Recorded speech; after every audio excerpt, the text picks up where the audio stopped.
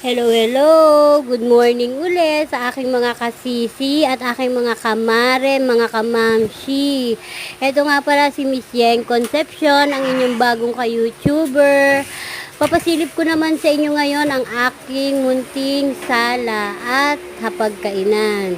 Kasi kahapon ang napakita ko sa inyo is yung aking munting kusina at tindahan. Kasama yung aking dalawang alagang Shih Tzu na buntis, si Hershey at si Toby na makulit.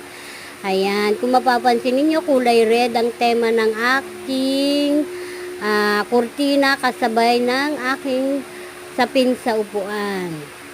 Ayan, sana magustuhan ninyo. Ayan, cute no? Very simple lang naman siya, pero sana mayroong kayong maging idea kung paano yung sa sala. Ayan. Thank you.